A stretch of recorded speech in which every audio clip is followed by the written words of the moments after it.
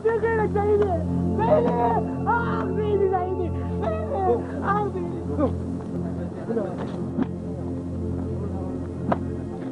was one of the stated aims of the war to end the torture chambers.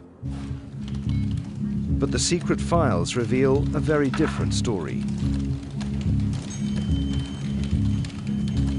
In graphic detail, they record extensive abuse at Iraqi police stations, army bases and prisons. On more than 1,300 occasions, US troops reported the allegations to their superiors. The detainee was blindfolded, beaten about the feet and legs with a blunt object, punched in the face and head. Electricity was used on his feet and genitals, and he was sodomized with a water bottle. The alleged torturers claimed the victim had fallen off his motorbike, but the Americans record that this was not consistent with the man's injuries. There are many such reports. This one says that the detainee was jabbed with a screwdriver, struck with cables in the arms, back, and legs, electrocuted, and sodomized with a hose. Sometimes the report is stark. Iraqi police beat detainee to death. Day after day, US troops report torture allegations and torture scenes, some of which appear to have been posted on the internet. But instead of their superiors trying to stop the torture, something very different happened. Just 2 months after the US's own torture scandal of Abu Ghraib, we've discovered in the secret files a military order.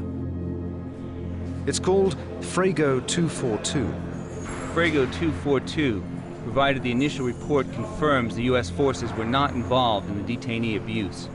No further investigation will be conducted unless directed by higher headquarters. Fragmentary Order, or Frago 242, apparently ruled out any US intervention in Iraqi-on-Iraqi torture.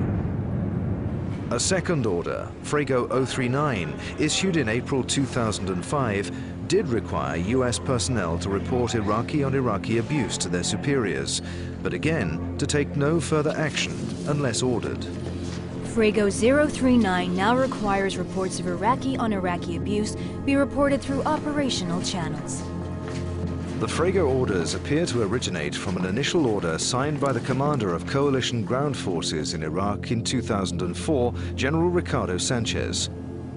Some of the reports do appear to have been investigated, yet according to Amnesty International, no Iraqi personnel have ever received a custodial sentence for torture. I think that's quite wrong. If that is the order, then quite clearly, the US, as other governments, have a responsibility to act against torture. And if information about torture, including not by their own forces, comes to their attention, then they need to do something about it. There is evidence that Frago 242 and Frago 039 were also known about at the highest levels of US government. The most senior man in the US military was convinced his troops should be stopping torture in 2005. Then US Defense Secretary Donald Rumsfeld had different ideas. It is absolutely the responsibility of every US service member, if they see inhumane treatment being conducted, to intervene, to stop it. I don't think you mean they have an obligation to physically stop it. It's to report it. Rumsfeld's correction is telling. US troops have been informing their superiors of torture carried out by the Iraqi police and army for years, yet were apparently ordered only to report it, not to stop it. Some senior Iraqi police officers did try to act against the torture, but were warned off, making the US position even more worrying. There was another abuse, which I supervised the investigation of. The rape of one of the detainees.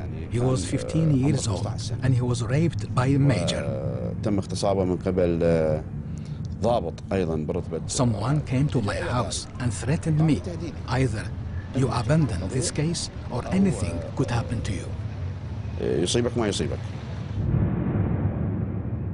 The US did claim to investigate torture at Iraq's prisons, Reports show US troops inspected Iraqi detention facilities on 7 occasions between late November 2005 and March 2006, and found nothing, as the coalition spokesman told reporters in Baghdad.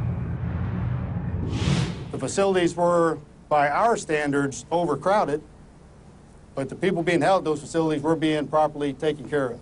They were being fed, they had water, they were taken care of. So no abuse, no evidence of torture in those facilities.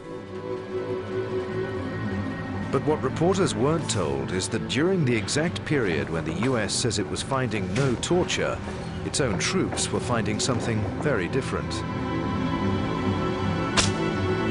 US soldiers reported to their superiors 41 separate incidents of alleged abuse by Iraqi police or soldiers in the same period.